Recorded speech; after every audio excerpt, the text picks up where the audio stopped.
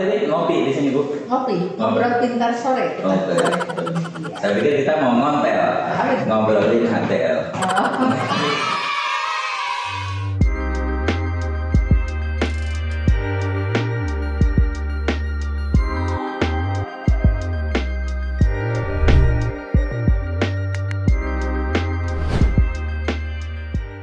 Halo sahabat ATR BPN, kita ketemu di ATR BPN Podcast Kementerian ATR BPN. Sudah ada di hadapan saya Bapak Virgo Aresta Jaya, Kapus Datin Kementerian ATR BPN.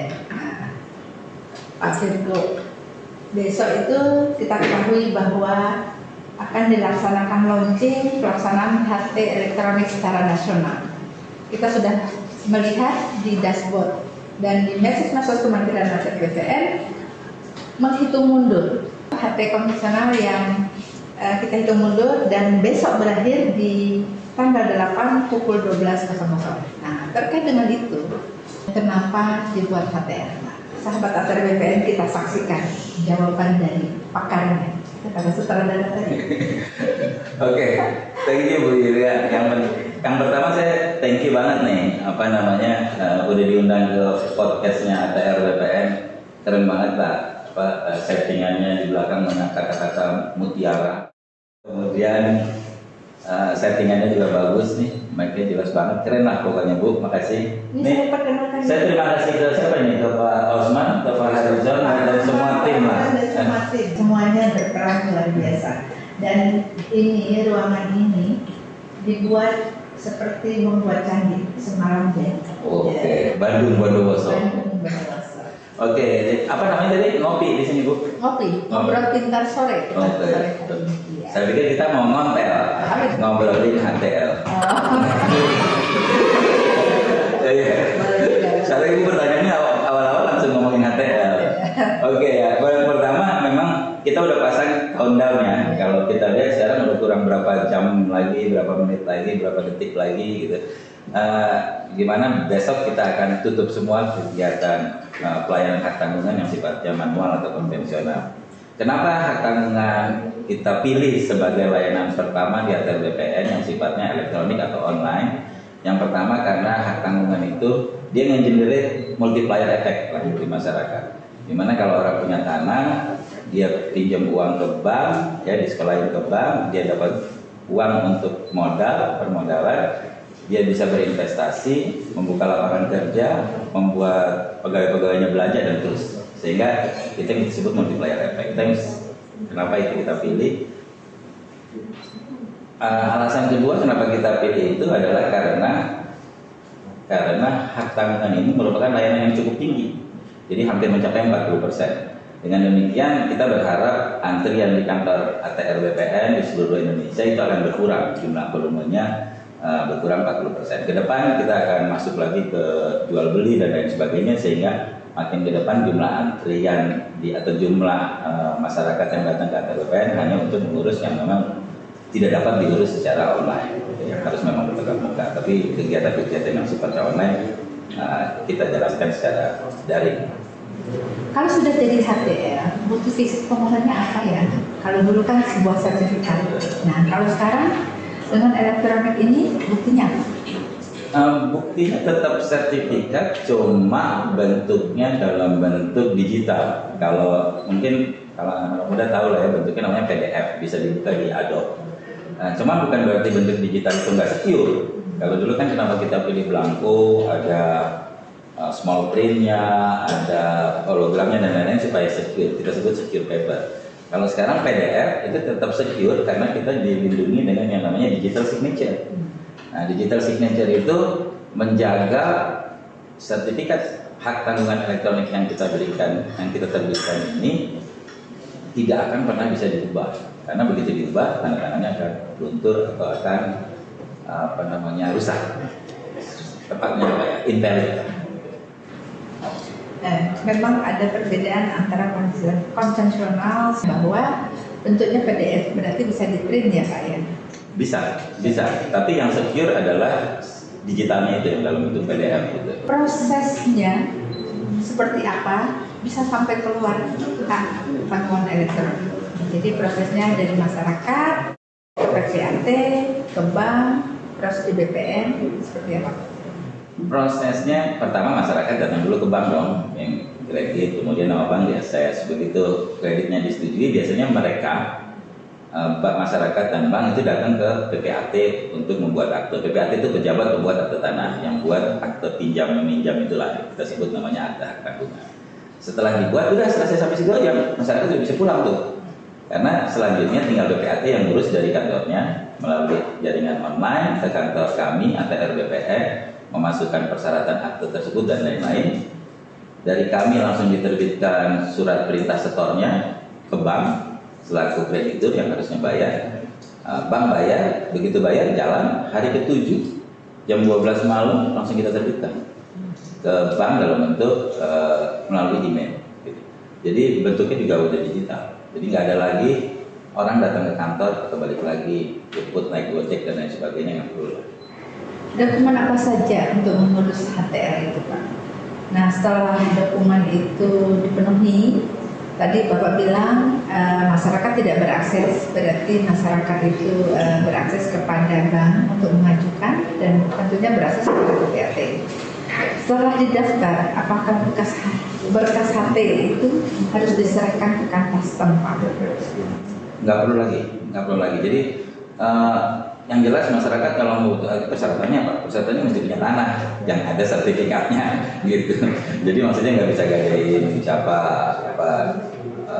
yang lain-lain lah, gitu ya. Ada yang punya handphone, gadain handphone, gitu, yang ngurus tabungan nggak bisa, gitu ya. Itu ke rumah gadai, ke lembaga pegadaian. Kalau ke bank, dia harus punya tanah, punya sertifikatnya.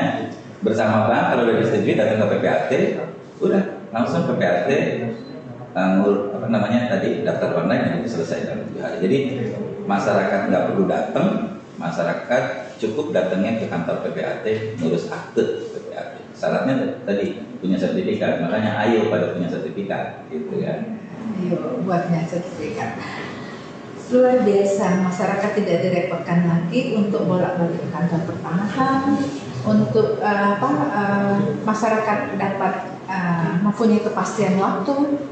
Hari ke-7 langsung keluar jam 12.00 0001. Jadi dia tidak menghitung hari kerja ya, Pak? Nggak ada hari kerja. Kecuali jatuhnya di hari Minggu, kita keluarnya di hari Senin, gitu. Berapa biaya untuk pengurusan HTR? Yang kedua, kalau sudah terlanjur daftar HTR, apakah bisa dicabut seperti hak tanggungan manual? Nah, prosesnya seperti apa? Ya bisa. Jadi intinya tidak ada perbedaan antara hak tanggungan konvensional atau manual disebut tadi dengan hak tanggungan elektronik. Semuanya sama plek. Bedanya adalah kita memberikan tidak merepotkan, itu dengan cara efisiensi waktu, efisiensi biaya, nggak ada pengurusan, nggak ada transport dan lain-lain, serta kepastian bahwa itu akan dikirim atau selesai pada waktunya. Kalau mau dicabut yang disebut dengan royak, atau kalau kita udah lunas ya bang ya, kita lunas, biasanya apa yang terjadi? Kita datang ke bank, sama bank dikasih sertifikatnya sama surat pelunasan. Itu biasanya orang-orang yang malas ke kantor pertanahan itu disimpan aja di rumah tuh. Jadi sama dia nggak didaftarkan ke ATR BPN. Begitu dia mau jual, baru dia nggak bisa jual kan, karena masih ada hak tanggungannya belum diroyak atau belum dihapus catatan hak tanggungannya. Dia harus datang ke ATR BPN. Beauty-nya dari hak tanggungan elektronik ini, begitu dia lunas, maka dia dari bank itu langsung input bahwa dia sudah lunas. Dalam satu kedipan mata, dia langsung hapus catatannya. Jadi masyarakat juga dalam pelunasan nggak perlu lagi datang ke ATR BPN. Apakah seluruh bank itu punya akses untuk melaksanakan HTR seperti bank-bank besar lainnya? Kalau undang-undang yang bilang boleh, maka hak tanggungan elektronik juga akan membolehkan hal tersebut. Jadi sudah 1.700 sekarang bank yang terdaftar di kita, baik bank-bank besar nasional maupun bank-bank kecil BPR, maupun lembaga peminjaman, maupun koperasi, bahkan badan usaha peminjaman seperti PT Titik Finance gitu ya, itu bisa juga membuat tanggungan. Bahkan perorangan pun gitu ya, perorangan. Misalnya saya pinjam uang ke Bu Yuli gitu ya, sertifikat saya bisa tuh dihak tanggungan ke Bu Yuli, perorangan juga bisa. beda debitur ya, misalnya beda debitur undang-undangnya membolehkan dan di hak tanggungan elektronik itu bisa.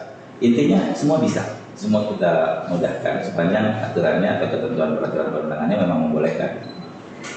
Kita ketahui bahwa besok adalah hari terakhir HTM konvensional. Setelah dimulainya HT secara nasional, bagaimana BPN dalam hal ini menyikapi jika ada HT yang pasang HT itu secara konvensional, apakah masih dilayani? Dan bagaimana mensikapi terkait dengan ketersediaan sarana untuk dapat melaksanakan HT elektronik? Yang pertama, kita sudah mulai hak tanggungan elektronik ini, kalau istilah ibu sama podcast inilah soft launching ya. Kita soft launching udah dari bulan September.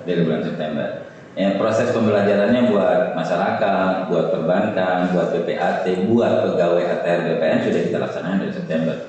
Mulai dari cuman sebulan 1%, hak tanggungan 2%, 3%, 27, sampai bulan Juni lalu sudah 82% hak tanggungan di Indonesia sudah dapat HT elektronik. Nah sekarang ini cuma ngegong aja membuat angka 82% itu menjadi 100%. Sehingga mulai besok hak tanggungan konvensional sudah tidak kita layani lagi. Itu cukuplah prosesnya dari September ke Juli, hampir 10 bulan ya, hampir 10 bulan. Jadi sudah tutup. Dan kesiapannya saya pikir proses belajarnya udah ada dan PPAT, perbankan juga sudah melewati proses ini, periode ini dengan baik tanpa kendala. Jadi saya pikir kita semua siap lah menuju penutupan hak tanggungan konvensional masuk ke hak tanggungan elektronik. Sehingga kita bisa move on ke layanan-layanan elektronik atau online berikutnya. Patut kita berikan apresiasi atas kinerja Kementerian ATR BPN yang sudah melaksanakan pelaksanaan layanan secara nasional. Jadi tidak sama sekali sudah menutup untuk layanan konvensional. Tentunya masa pandemi ini dapat mempercepat proses HT elektronik ini. Dan yang sangat menggembirakan ya adalah 40% antrian layanan yang ada di kantor pertanahan itu dapat berkurang. Ya. Nah untuk itu mudah-mudahan kita tunggu selanjutnya adalah layanan-layanan lain yang elektronik tentunya di Kementerian BPN. Sahabat ATR BPN, luar biasa ternyata Kementerian ATR BPN sudah berani untuk melakukan pelayanan elektronik tanpa memberi kesempatan lagi untuk melaksanakan layanan secara konvensional. Ini adalah kinerja dari Kementerian ATR BPN yang patut kita berikan apresiasi. Demikian saya kira ngobrol kita sore hari ini. Kita akhiri tentunya sahabat ATR BPN, sampai ketemu lagi di acara podcast berikutnya. Terima kasih. Thank you, Pak Firko. Thank you ya semua.